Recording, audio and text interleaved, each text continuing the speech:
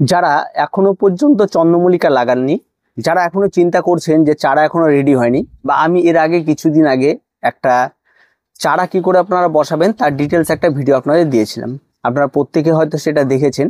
আজকের ডেটে এসে চারাগুলো প্রত্যেকটা রেডি, এবং এই রেডি চারাগুলোকে এবার আপনাদের রিপোর্টিং করতে হবে। এবং এগুলি কত ইঞ্চি মাপের টবে করব, এবং কিভাবে তার মাটির মিশ্রণ করব, কি করে তার আগামী পরিচর্যা করবে যাতে খুব কম সময়ের মধ্যে এই সমস্ত গাছগুলি খুব ভালো ডেভেলপ করে এবং প্রচুর পরিমাণে আমরা ফুল পেয়ে যাই। তো আজকে এই ভিডিওটি এই সমস্ত বিষয় নিয়ে হতে চলেছে, তো পুরো ভিডিওটি স্ক্রিপ্ট না করে দেখতে থাকুন। সবার প্রথমে আপনাকে যেটি করতে হবে সেটা হচ্ছে টব নির্বাচন। যখনই আপনার চারা রেডি হয়ে যাবে তখন প্রথম অবস্থা আপনাকে 1 ইঞ্চি থেকে 2 ইঞ্চি মাপের টব আপনাকে রেডি করতে হবে, এবং এই সমস্ত টবগুলির মধ্যে এই চারাগুলিকে প্রতিস্থাপন করতে হবে। এবার টব যখনই রেডি হয়ে গেল তখন কিন্তু আপনাকে এবার করতে হবে কি, যে মাটি প্রস্তুতি। যেহেতু অনেকটা লেট হয়ে এসছে আর তার সঙ্গে সঙ্গে বর্ষাও চলে এসছে, এখন যখন তখন বৃষ্টি জমবে, তাই গাছের গোড়ায় যেন জল না জমে সেই বিষয়টার দিকেও খেয়াল রাখতে হবে। তার জন্য আপনারা যদি মনে করেন কেউ ঘেঁষে করবেন, ঘেঁষেও করতে পারেন, আবার যদি কেউ মাটিতে করতে চান সেটা মাটিতেও করতে পারেন। তো আমি বলবো এখন আর ঘেঁষে করে কোনো কিছুর দরকার নেই, এখন অন্তত আপনারা মাটিতেই করুন।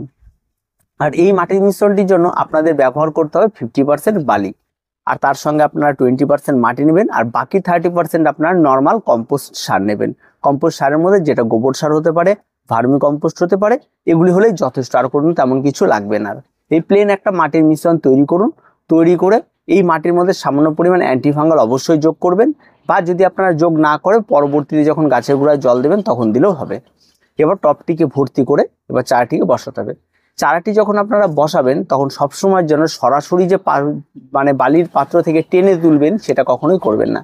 আগে সাইড থেকে চারাগুলির যে গোড়াটি রয়েছে বা বালিটি রয়েছে একটু আগলা করে নেবেন, তারপর তুলবেন। তাতে কি হবে, রুটগুলি ছিঁড়ে যাওয়া বা রুটগুলির নিচের যে নতুন রুট থাকে সেগুলো নষ্ট হয়ে যাওয়ার প্রবণতাটা অনেকটা কম থাকে। তো এবার চারাটিকে তুলে নেওয়া হলো। তুলে নেওয়ার পরে আপনারা যেই মাটি তৈরি করলেন এবং টব ভর্তি করলেন তার ভেতরে একটা ঠিক মাঝখানে একটা ছোট্ট ছিদ্র করে চারাটিকে বসিয়ে দিন। এবার এই চারাটিকে বসিয়ে দেওয়ার পর যখন প্রত্যেকটা চারা আপনার লাগানো কমপ্লিট হয়ে যাবে তখন কিন্তু আপনাকে যেটা করতে হবে সেটা হচ্ছে গাছে একটু অ্যান্টিফাঙ্গাল গোলানো জল নিতে হবে। সমস্ত গাছগুলিতে স্প্রে করে দিতে হবে, তার সঙ্গে সঙ্গে গাছের গোড়াতেও এই অ্যান্টিফাঙ্গাল গোলার জন্য জলটা ঢেলে দিতে হবে। এবার চারা লাগানোর পরেই কিন্তু এই চারাটিকে প্রথম অবস্থাতে কিন্তু রোদে রাখা যাবে না। প্রথমে বেশ কিছুদিন হালকা রোদ লাগে, হালকা ছায়া লাগে, এমন একটি জায়গাতে আপনাকে এটাকে রেখে দিতে হবে।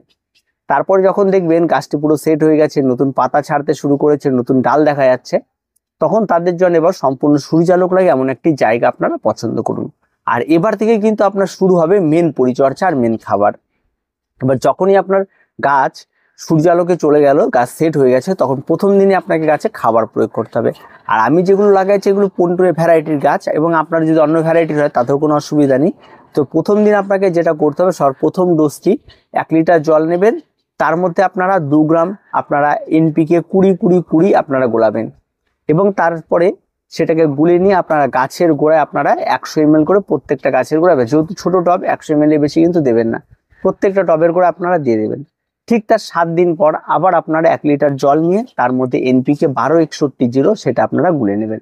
গুলে নিয়ে সেটা 100 ml করে দিতে থাকবেন, এবং এটা আপনারা কন্টিনিউ প্রতি সপ্তাহে এটা, 1 সপ্তাহে এটা 12-61-0 প্রথম সপ্তাহে, এনপিকে 20-20-20 তারপরের সপ্তাহে 12-61-0, এটা আপনারা কন্টিনিউ এগিয়ে চলবেন।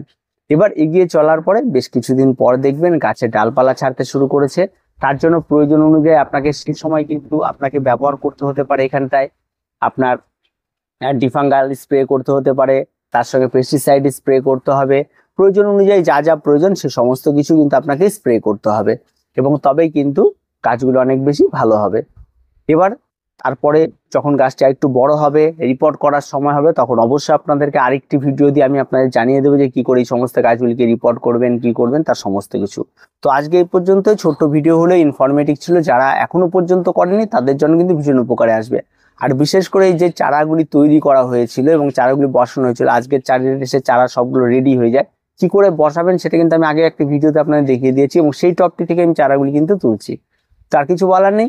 আজকে এই পর্যন্ত, দেখা হবে পরবর্তী ভিডিওতে। প্রত্যেকে ভালো থাকবেন, প্রত্যেকে সুস্থ থাকবেন, আর চ্যানেলটিকে অবশ্যই সাবস্ক্রাইব করবেন।